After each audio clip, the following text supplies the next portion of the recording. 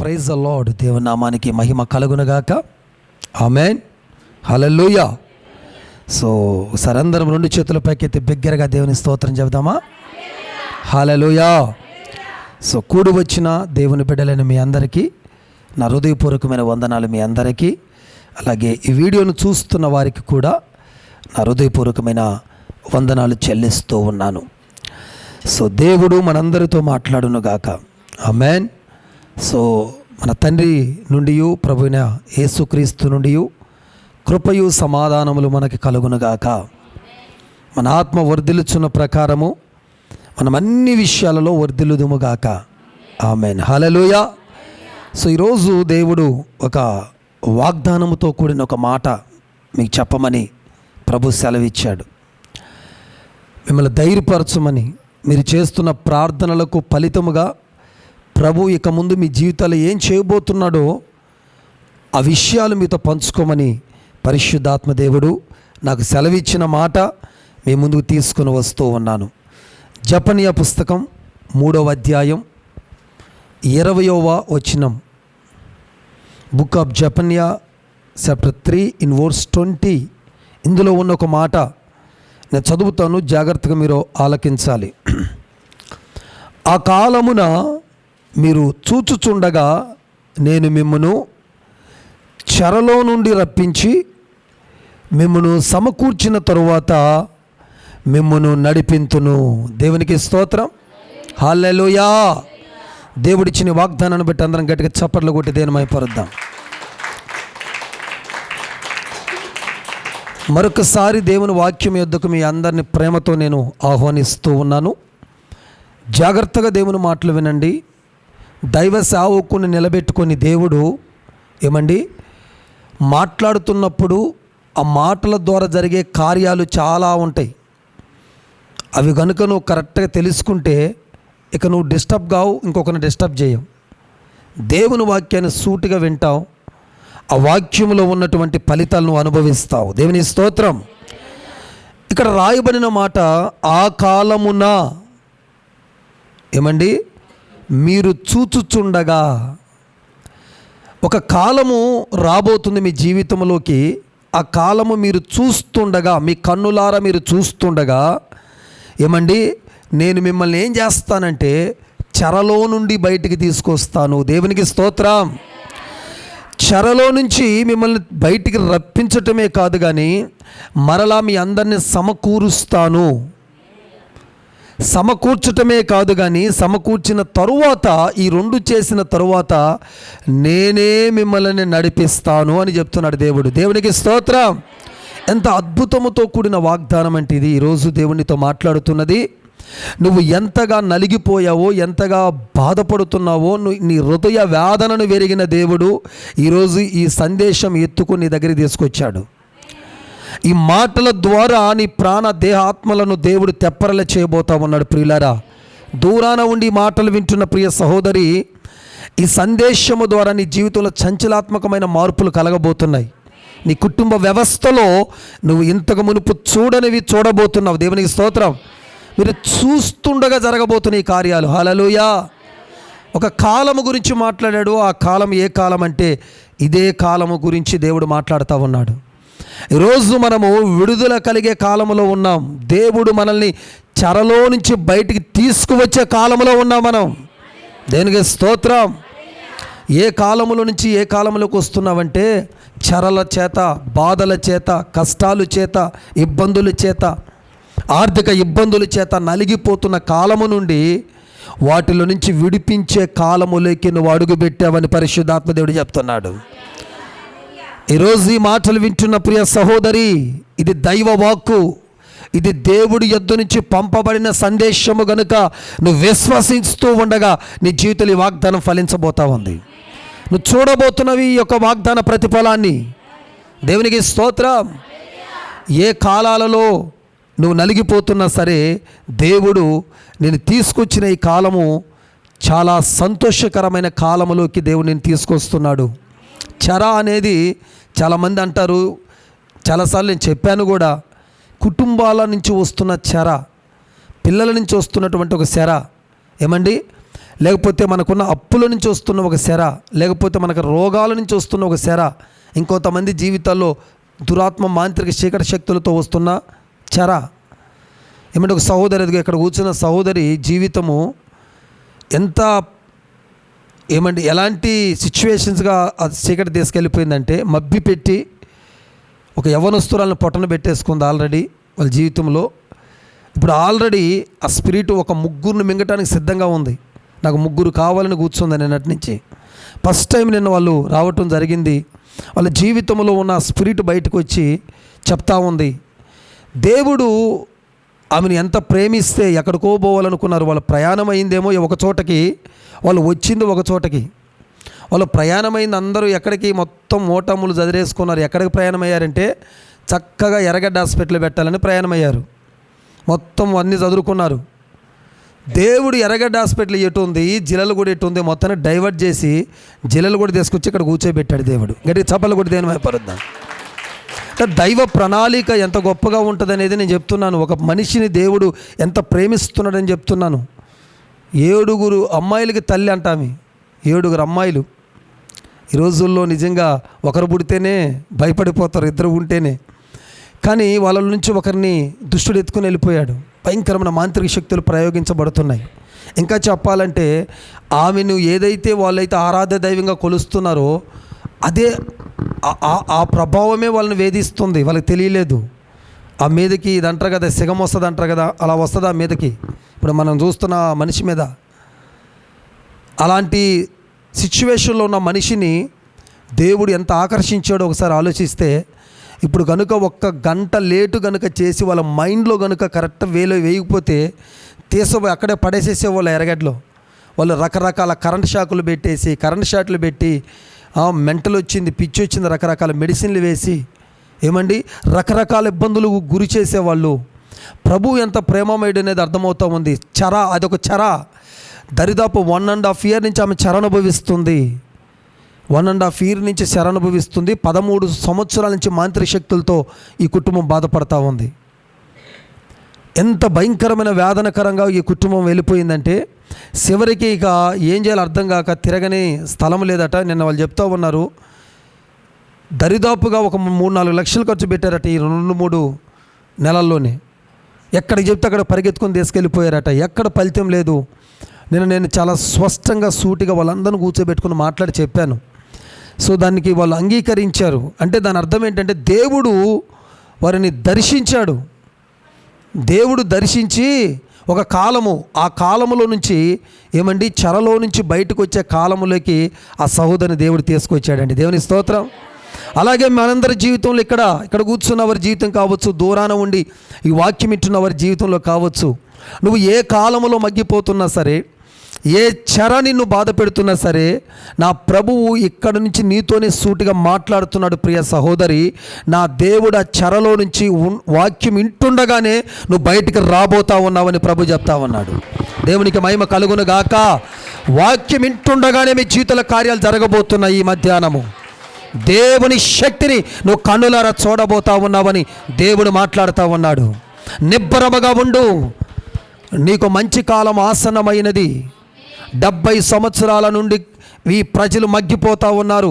కొందరిని చూస్తున్న 10 సంవత్సరాల నుంచి కావచ్చు, 5 సంవత్సరాల నుంచి కావచ్చు, లేకపోతే 3 సంవత్సరాల నుంచి కావచ్చు. ఎన్ని సంవత్సరాల నుంచి నువ్వు మగ్గిపోతున్నావు నాకు తెలియదు. ఎన్ని సంవత్సరాల నుంచి నలిగిపోతున్నావు నాకు తెలియదు. ఎన్ని సంవత్సరాల నుంచి ఆ చెరలో నువ్వు బంధించబడ్డావు నాకు తెలియదు. కానీ నా దేవుడు కలుగు చేసుకుని ఆయనే దిగివచ్చి నిన్ను ఆ చెరలో నుంచి బయటికి రప్పించబోతా ఉన్నాడు. దేవునికి స్తోత్రం. రప్పించిన దేవుడు నువ్వు కోల్పోయినవన్నీ ఈ చెరలో ఉన్నప్పుడు నువ్వు పోగొట్టుకున్నవి, ఈ చెరలో ఉన్నప్పుడు నువ్వు నీ నుంచి దూరం అయిపోయినవన్నిటిని కూడా దేవుడంట సమకూరుస్తాడంట. కష్టాలలో బాధల్లో ఉంటే ఏమర్థం కాదు లోకం. ఇల్లేంటి, వాకిలేంటి, నా భర్త తిన్నాడా? ఇప్పుడు ఆమెకంట 1.5 year అవుతుందట అసలు అన్నం వండి కూర చేసి. అసలు ఇక పిల్లలు తింటున్నారా లేదు. ఇక పొయ్యి దగ్గరికి పోయి 1.5 year అవుతుందట వాళ్ళు చెప్తున్నారు. కారణం ఏంటంటే ఇక అన్నం జోలేదు, పిల్లల జోలేదు, కుటుంబం జోలేదు. ఆమె ఆత్మీయత పోగొట్టుకుంది, ప్రేమానురాగాలు పోగొట్టుకుంది. ఇంకా చెప్పాలంటే ఆమె కుటుంబంతో బాండింగ్ కోల్పోయింది. సమాధానం లేదు. రాత్రులు నిద్ర లేదు, ఒకటేమని అదే వేదనతో నిండిపోయినటువంటి ఒక చెరలో నుంచి బయటికి రప్పించడమే కాదు, కానీ ఆమె ఏదైతే బంధాలను అనుబంధాలను కోల్పోయిందో, ఎవరినైతే పోగొట్టుకుందో, ఎవరినైతే దూరపరుచుకుందో, ఎవరైతే దూరం అయిపోయినారో వారందరినీ దేవుడు ఒక చోటకి సమకూరుస్తాడంట. దేవునికి స్తోత్రం, హల్లెలూయ. బాధల్లో మనకి చాలామంది దూరం అయిపోతుంటారు. బాధల్లో చాలా మనకి దూరం అయిపోతూ ఉంటాయి. వాటిని మళ్ళీ సమకూరుస్తాను అంటున్నాడంటే దాని అర్థం ఏంటంటే, నీకు ఏది ఇష్టమై ఉండి నిన్ను అపార్థం చేసుకుని ఎవరు వెళ్ళిపోయారో వాళ్ళందరిని ఒక చోటకి సమకూర్చి ఆ తరువాతకి చేసే పని ఏంటంటే, ఇక ఏది నేను అంటకుండా దేవుడే నీ చేయబట్టుకొని నడిపిస్తాడంట. దేవునికి స్తోత్రం. ఈ మూడిట్లో నుంచి ఈరోజు నేను చెప్పాలనుకుంటుంది ఏంటంటే, నేను మిమ్మును నడిపింతును అంటున్నాడు దేవుడు. దేవునికి మహిమ కలుగును గాక. నేను మిమ్మును నడిపింతును, ఇది మన సందేశం ఈరోజు. ఆయన నడిపిస్తాడు. ఏమండి, ఒక మనిషి నడిపించటం మనకు తెలుసు. చాలామంది అంటారు, నీకెందుకు, నేను నడిపిస్తానమ్మా నిన్ను, నీకు నేను అండగా ఉన్నానమ్మా, నేను నీకు తోడుగా ఉన్నానమ్మా అంటారు. కానీ ఎంతవరకు నడిపించగలుగుతారండి వీళ్ళు? ఎప్పుడు దాకా ఉంటారండి మనకు తోడుగా? అన్ని ఏళ్లలో ఉండగలుగుతారా ఈ మనుషులు? ఎంత పేగు తెంచుకొని పుట్టిన పిల్లలే ఉండట్లేదు మన పక్కన, ఇక పక్కోళ్ళేముంటారు? నవమాసాలు ఒక తల్లి ఒక కుమారుని కని పెంచి పెద్ద చేసి చదివించి ఆమె భోజనాన్ని కడుపులో పెట్టుకున్న భోజనం కూడా తీసి ఆ నోట్లో పెట్టి అన్నీ చేస్తే ఈరోజు తల్లిని రోడ్ల మీద వేసే కొడుకులు ఎంతమంది ఉన్నారండి? పట్టించుకున్న కుమారులు ఎంతమంది ఉన్నారు? నడిపిలేరు ఎవరు. ఒక మనిషి నడిపిలేడు. నడిపించినా ఒక వారం నడిపించగలడు, లేక ఒక మంత్ నడిపించగలడు, లేక ఒక సంవత్సరము కొంచెం అండదండగా ఉండగలుగుతారు, కానీ నీ జీవిత కాలం అంతా ఎవరు నిన్ను నడిపించలేరు. కానీ మనం ఆరాధిస్తున్న దేవుడు ఎవరో తెలుసండి? మనల్ని నడిపించే దేవుడు. గట్టిగా స్తోత్రం చెప్పండి, హల్లెలూయా. ఈ వాక్కుని నీకు దానంగా ఇస్తున్నాడు దేవుడు. నేను నడిపిస్తాను, డోంట్ వరీ, భయపడవద్దు. ఎవరో ఉన్నారు, ఎవరో వస్తారు, ఎవరో ఆదరిస్తారు, ఎవరో ఓదారుస్తారు, ఎవరో భుజం తడతారు, ఎవరో బలపరుస్తారన్న కలలు మానేసేయండి. నువ్వు నమ్మిన దేవుడే నిన్ను ఆయన నడిపిస్తాడని మాట్లాడుతున్నాడు. దేవునికి స్తోత్రం, హల్లెలూయా, హల్లెలూయా. చూడండి, వారు అనుభవిస్తున్న బాధ, వేదన, కష్టం, దుఃఖముల నుంచి వాళ్ళని బయటికి రప్పించిన తర్వాత ఏమంటే వాళ్ళని బయటికి రప్పించినట్టుగా మనల్ని రప్పించాడు, వాళ్ళని సమకూర్చినట్టుగా మనల్ని సమకూరుస్తున్నాడు, వారిని నడిపిస్తానని చెప్పినట్టుగా మనల్ని నడిపిస్తూ ఉన్నాడు. ఇలా నేను నడిపిస్తానన్న దేవుడు ఎప్పటి వరకు నడిపిస్తాడు అని కనుక మనం ఆలోచన చేస్తే, కీర్తనల గ్రంథం 48వ కీర్తన 14వ వచనాన్ని కనుక మీరు నోట్ చేసి అక్కడ ఒక మాట కానీ చదివితే, ఈ దేవుడు సదాకాలము మనకు దేవుడై ఉన్నాడు. ఓకే, మరణము వరకు ఆయన మనలను నడిపించును. గట్టిగా చప్పట్లు కొడతారు ఒకసారి. నువ్వు నమ్ముకున్న దేవుడు ఎవరో తెలుసా బిడ్డ? అమ్మా, నువ్వు నమ్మిన దేవుడు ఎవరో తెలుసా? మరణం వరకు నిన్ను పట్టుకొని నడిపించే దేవుడు. గుర్తుపెట్టుకొని, కట్టుకున్న భర్త నడిపీడు, నువ్వు పేగు తెంచుకున్న కుమారుడు నడిపీడు, లేకపోతే నీ భార్య నడిపేది. ఎవరు నడిపించలేరంతే. 4 రోజులు ఒకరికి చాకరీ చేయమంటే 5 రోజు ఎన్ని నిందల మోపే వాళ్ళు ఉన్నారు ఇప్పుడు. అది ఇట్లా ఇది ఇట్లా చేయలేక, ఒక సమయం వచ్చినప్పుడు, పరిచర్య చేసే సమయం వచ్చినప్పుడు చేసేయాలి అంతేగా. దేవునికి స్తోత్రం, హల్లెలూయా. ఇక ఏది పలకూడదు. ఇక 4 రోజులు ఒకరిని మోసే పరిస్థితి లేదు. సంవత్సరాలు కలిసి నడిచిన భర్త మూలన పడితే భార్య చూసేటట్లు లేదు. 4 రోజులు చూసిన 5వ రోజుకి వేసారిపోతున్నారు. భార్య కింద పడ్డ భర్త చూసేటట్లు లేడు. కానీ దేవుడు మరణం వరకు నడిపిస్తానని ప్రామిస్ చేస్తున్నాడు ఈరోజు మనతోటి. దేవుని స్తోత్రం. ఎక్స్పెషల్లీ మీతోటి ఈ వాక్యం ఇటున్న నీతోటి సహోదరుడా, సహోదరి, భయపడవద్దు. మరణకరమైన రోగం వచ్చిందా? భయపడవద్దు. ఈ కష్టకాలంలో, ఈ ఇరుకు ఇబ్బందుల్లో, ఈ పరిస్థితుల్లో నన్ను ఎవరు నడిపించగలుగుతారు, నన్ను ఎవరు బలపరచగలుగుతారని బాధపడుతున్నావా? ఈ భూమి మీద ఎవరు నిన్ను బలపరచలేరు, కానీ దేవుడే నిన్ను బలపరిచి నడిపించేవాడు. దేవునికి స్తోత్రం. ఎలా నడిపిస్తాడు అని మనం కానీ చూస్తే, యెషయా గ్రంథం 58వ అధ్యాయం 11వ వచనం ప్రకారంగా నిత్యము నడిపిస్తాడు ఆయన. మరణం వరకు నడిపిస్తాడు, సరే బాగానే ఉంది. అప్పుడప్పుడు కాదంట, నిత్యము నడిపిస్తాడని ఒక మాట రాయబడి ఉంటుంది అక్కడ. ఆయన నిత్యము నడిపించును. Praise the Lord. నీ దేవుడు, నా దేవుడు ఈరోజు నేను చెప్పగలుగుతాను, నిత్యం ఆయన నన్ను నడిపించబట్టి నేను నడుస్తున్నాను. నడిపిస్తాడు నా దేవుడు, శ్రమలోనైనా నన్ను విడవడు. నడిపిస్తాడు నా దేవుడు, శ్రమలోనైనా నన్ను విడువడు. గ్లోరీ. నడిపిస్తాడు నా దేవుడు, శ్రమలోనైనా నన్ను విడువడు. అడుగులు తడబడిన, అలసట పైబడిన, అడుగులు తడబడిన, అలసట పైబడిన, చేయి పట్టి వేణు తట్టి చక్కని ఆలోచన చెప్పి, చేయి పట్టి వేణు తట్టి చక్కని ఆలోచన చెప్పి, నడిపిస్తాడు నా దేవుడు, శ్రమలోనైనా నన్ను విడువడు. నడిపిస్తాడు నా దేవుడు, శ్రమలోనైనా నన్ను విడువడు. Praise the Lord. హల్లెలూయా. ఆయన నిన్ను శ్రమల్లో విడిచే దేవుడు కాదు, కష్టాల్లో విడిచే దేవుడు కాదు. ఆయన కష్టాల్లో, నష్టాల్లో, బాధల్లో అన్నిటిలో కూడా నడిపించే దేవుడు. దేవునికి స్తోత్రం. హల్లెలూయా, హల్లెలూయా. ఆయన నడిపిస్తానన్న దేవుడు ఎలా నడిపిస్తాడు, ఎక్కడికి నడిపిస్తాడు, ఒక 3 విషయాలు చెప్పిన ముగిస్తాను. నిన్ను ఎలా నడిపిస్తాడు, రెండోది ఎక్కడికి నడిపిస్తాడు. 1 యెషయా గ్రంథం 48వ అధ్యాయము 17వ వచనము. యెషయా గ్రంథం 48వ అధ్యాయము 17వ వచనాన్ని నేను చదువుతాను, మీరందరూ వినాలి. క్రింద మాట చదువుదాం. నీవు నడవవలసిన త్రోవను నిన్ను నడిపించెదను. దేవునికి స్తోత్రం. నీవు నడవవలసిన త్రోవలో నడిపిస్తాడు దేవుడు. దేవుడు ఎలా నడిపిస్తాడు అని అంటే నిత్యము నడిపిస్తాడు. ఎక్కడికి నడిపిస్తాడంటే నువ్వు నడవవలసిన త్రోవలో. హలో, నడవవలసిన త్రోవ ఉందంటే నడవకూడని త్రోవ కూడా ఉంది. నడవకూడని త్రోవలో నడవకూడదు దేవుడి బిడ్డలు. ఈ రోజుల్లో చాలామంది నడవకూడని త్రోవల్లో నడిచి ఆ బాధలు పోక, అనారోగ్యాలు పోక, ఏమండి ఆ సమాధానం పోగొట్టుకుంటున్నారు, ఆ సంతోషాన్ని పోగొట్టుకుంటున్నారు, ఆ విడుదలను పోగొట్టుకుంటూ ఉన్నారు. ఎందుకు ఇవన్నీ మీకు కలగట్లేదు, లేక సంఘాన్ని కలగట్లేవంటే నువ్వు దేవుని నమ్ముకున్నావు, బాప్టిజాన్ని పొందావు, దేవుని ఆరాధనకు వస్తున్నావు, ప్రార్థన చేస్తున్నావు, ఉపవాసం ఉంటున్నావు, కానీ నీ మార్గము సరిగా లేదు. నడవకూడని మార్గములో నువ్వు నడుస్తున్నావు గనుక నువ్వు ఇంకా విడుదల పొందట్లేదని దేవుడు మాట్లాడుతూ ఉన్నాడు.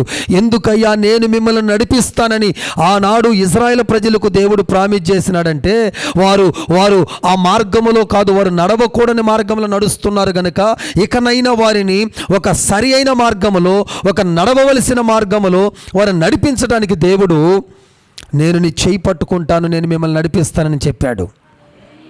హల్లెలూయా.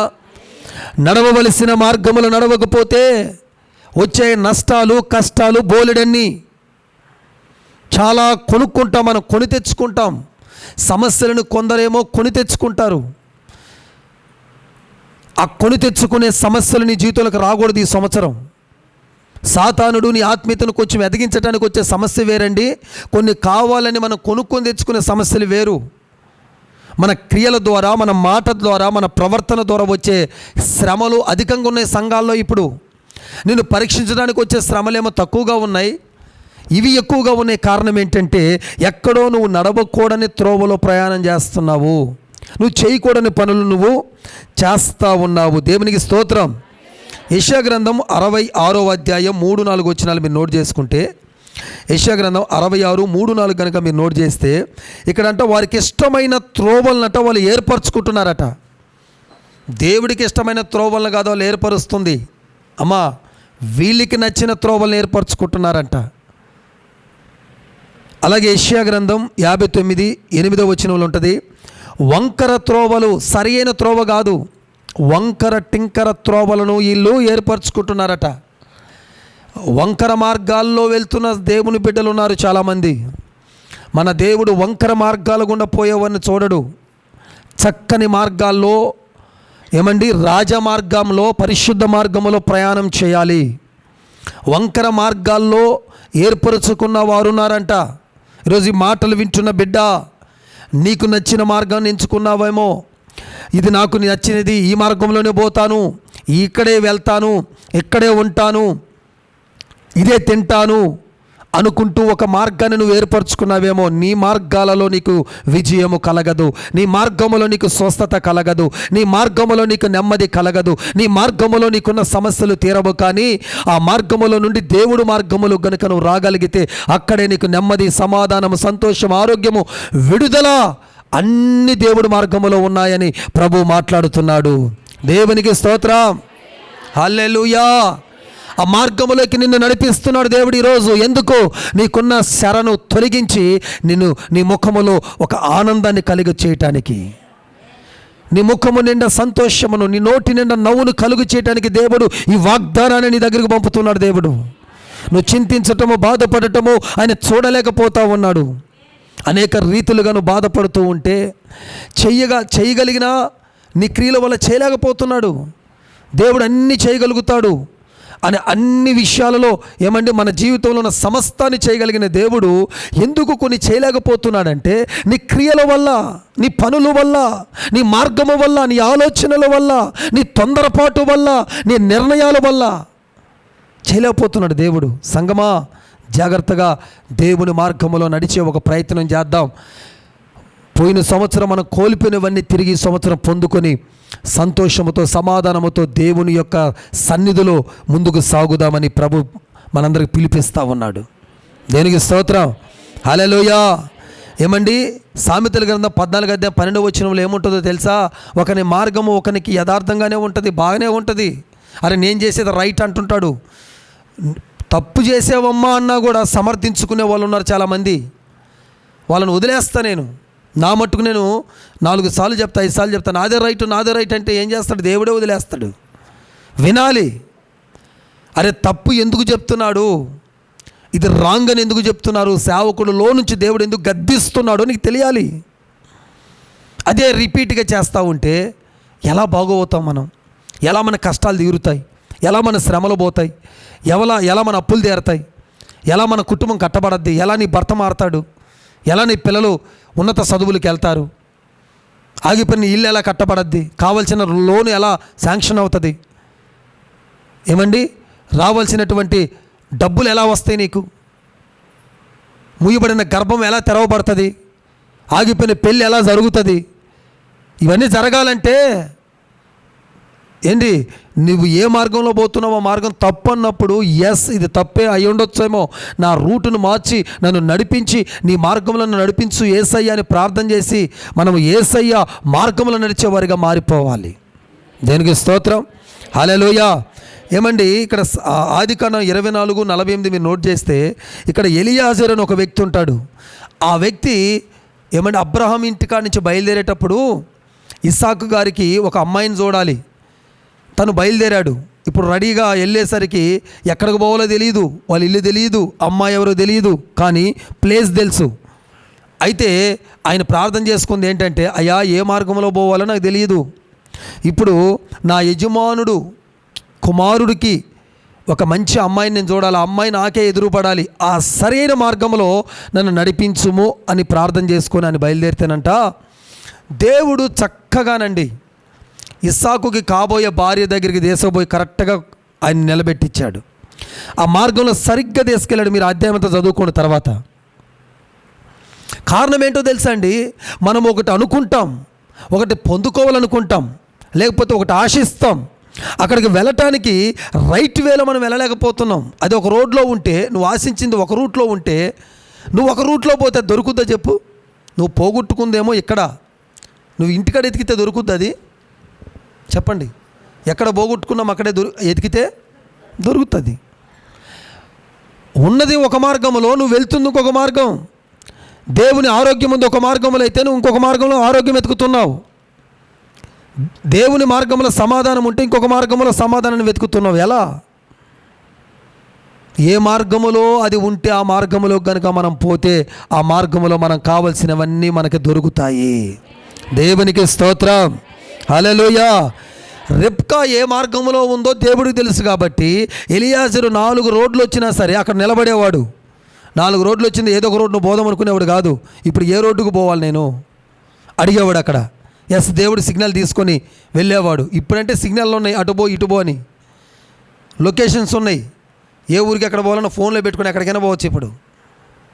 అప్పుడు ఏ లొకేషన్ ఉంది, ఏ సౌరాస్తాలో ఏ బోర్డు ఉంది, లేకపోతే ఏ పోలీసు ఉండి ఇటు పోండి అటు పోండి అని గైడ్ ఎక్కడ ఉంది, వాహనాలేవి ఏమి లేని రోజుల్లోనే ఆ 4 రోడ్ల దగ్గర తను దేవుని మార్గంలో ఎంత చక్కగా నడిచేవాడో ఒక్కసారి ఎలియాజర్ను చూస్తే మనం జ్ఞాపకం చేసుకోవాలి. ఆ విధంగా మనం ఎందుకు నడవలేకపోతున్నాం? సరి అయిన రోడ్డుకి ఎందుకు వెళ్ళలేకపోతున్నాం? వెళ్తే తను అనుకున్నది కళ్ళ ముందుకు వచ్చి నిలబడి ఉంది. దేవుని స్తోత్రం. యేసు మార్గములో ప్రయాణించుదుముగాక మనం. కాబట్టి ప్రియులారా, జాగ్రత్తగా వినండి. ఇక్కడ ప్రభు చెప్తున్న మాట ఇదే. ఆ త్రోవల్లో మనం నడిపించబడుతూ ఉంటే మనం ఎన్నెన్నో దీవెనలు ఆశీర్వాదాలు మనం పొందుకుంటూనే ఉంటాం. కాబట్టి మొదటగా దేవుడు మనల్ని నడిపిస్తానన్నాడు. ఎక్కడికి నడిపిస్తాడు? మనం నడవవలసిన త్రోవలో నడిపిస్తాడు. రెండోది 73వ కీర్తన 23-24 వచనాలు. ఆయన ఆలోచన చేత నడిపిస్తాడు. రెండోది. సెకండ్ వన్, ఆయన ఆలోచన చొప్పున నడిపిస్తాడు. దేవునికి స్తోత్రం చెప్పండి. అంటే దీని అర్థం ఏంటి? ఇప్పుడు వరకు వాళ్ళు దేవుని ఆలోచన చొప్పున నడవలేదని అర్థం. వారి ఆలోచన చొప్పున నడుస్తున్నారు. ఈరోజు మనందరికి ఒక ఆలోచన ఉందా లేదా? సాతానుడికి కూడా ఒక ఆలోచన ఉంటుంది నీ మీద. నీ గురించి నీకు ఆలోచన ఎలా ఉంటుందో సాతానుడికి కూడా నీ మీద ఒక ఆలోచన. అలాగే మనల్ని పుట్టించిన దేవుడికి కూడా మన మీద ఒక ఆలోచన.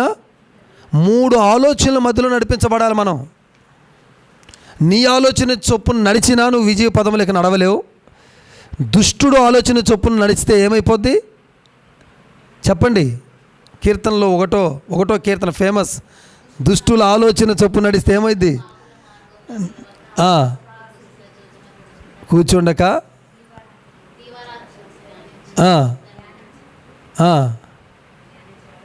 ధన్యుడు. వాడు ఆలోచన చొప్పున ఎందుకు నడవద్దు అంటున్నాడంటే దుష్టుల ఆలోచన చొప్పున నడవకూడదు మనం అసలు. మూడోది, దేవుడు ఆలోచన ఉంది నీ మీద. చాలా ఉన్నతమైన ఆలోచన దేవుడిది. అందుకే బైబిల్లో రాయబడింది, మన ఆలోచనలకి లేక మన తలంపులకి దేవుడు తలంపులకి ఆకాశం ఎంత ఎత్తు ఉన్నదో అంత ఎత్తు ఉన్నాయట. మరి గొప్ప ఆలోచన కలిగిన దేవుడు ఆలోచన ఎందుకు తీసుకోమండి మనం? త్వరగా పెళ్లి విషయంలోకి వచ్చేసరికి వీళ్ళే నిర్ణయాలు తీసుకుంటారు, వీళ్ళే డేట్లు పెట్టుకుంటారు. లాస్ట్ పాస్టర్ చెప్పాలి కాబట్టి వచ్చి ఈ డేట్ ఓకేని అంటారు. మేమేమంటాం? ఇక ఆల్రెడీ రాయి తీసుకొని పొల్లు మీద పెట్టుకున్న తర్వాత ఇంక నేనేం చేస్తాను? కొట్టేసుకొని పొల్లు రాలగొట్టుకుంటా నేను. దేనికి స్తోత్రం. హల్లెలూయా. ఇంకేమంటా తర్వాత నేను రాయి తీసుకొని పళ్ళు దగ్గర రెడీగా పెట్టుకొని నేను కొట్టేసుకోవాలా, నా పొల్లు ఓడగొట్టుకోవాలనుకుంటే ఊరుద్దంటారు. దేనికి స్తోత్రం. ఏమో అక్కడ మాట్లాడలేదని మాట్లాడమంటే అయ్యో అన్నీ చేసేసాం ఇంకా ఆలోచన చెప్పనీరు. దేవుడు ఆలోచన తీసుకోమంటారు. తీసుకొని చెప్తే అయ్యో అట్టనా దేవుడు ఇట్లా ఆలోచన చేశాడా, మేము ఇట్లా ఆలోచన చేసామే, చెయ్యి ఇట్టనే ఆలోచన చెయ్యి. మరి దేని స్తోత్రం.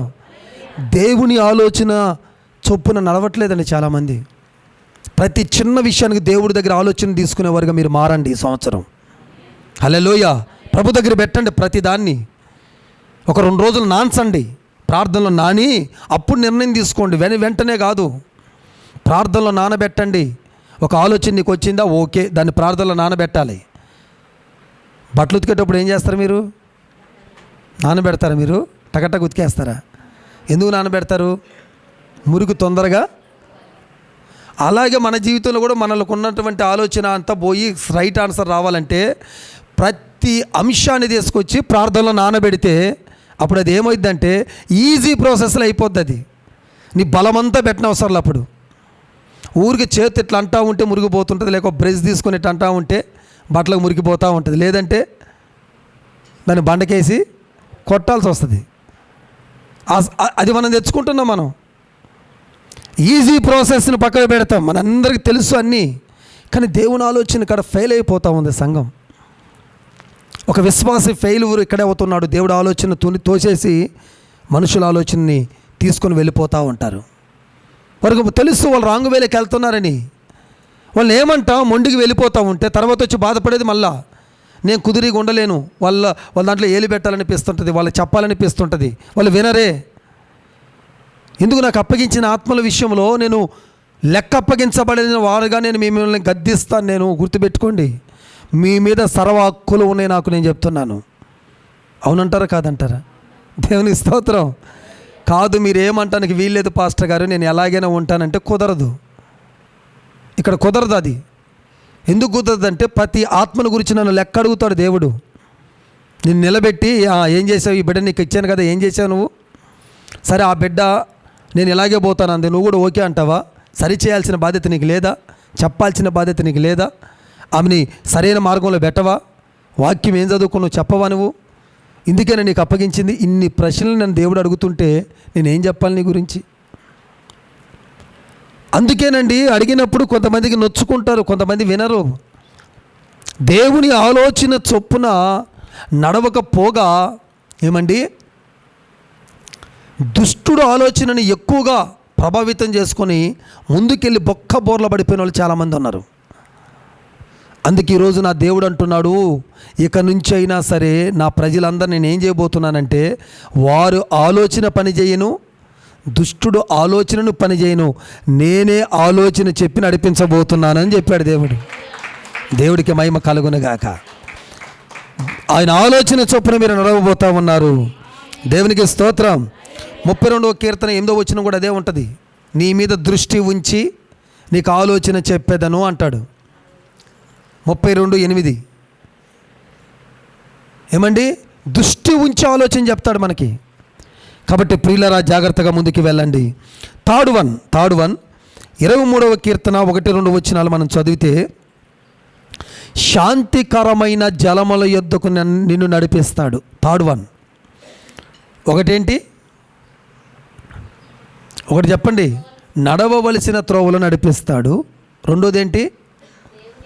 దేవుని ఆలోచన చొప్పున నడిపిస్తాడు. మూడోది శాంతికరమైన జలముల యొద్దకు నడిపిస్తాడు. దేవునికి స్తోత్రం. అంటే శాంతి ఎక్కడ ఉంటుందో, నెమ్మది ఎక్కడ ఉంటుందో, ప్రశాంతత ఎక్కడ ఉంటుందో అక్కడికే నువ్వు నడిపించబడతావు తప్ప అశాంతి కలిగించే చోట కానీ, ఏమండి నెమ్మది లేని చోట కానీ, అసమాధానం కలిగించే చోట దేవుడు నిన్ను తీసుకువెళ్ళడు అని అర్థం. దీని అర్థం హల్లెలూయా. కానీ ఏం చేస్తావు? దురదృష్టవశాత్తు మనం ఏం చేస్తామంటే శాంతి లేని చోటకే పరిగెత్తుతుంటాం, ప్రశాంతత లేని మాటలే మాట్లాడుతుంటాం, ప్రశాంతంగా లేనటువంటి మనుషుల మధ్య కూర్చొని అక్కడే వారితో సహవాసం చేస్తూ ఉంటాం. ప్రశాంతత లేనిటువంటి స్థలములో కానీ, ప్రశాంతత లేని మనుషుల మధ్య కానీ మనం ఉండకూడదు. హల్లెలూయా.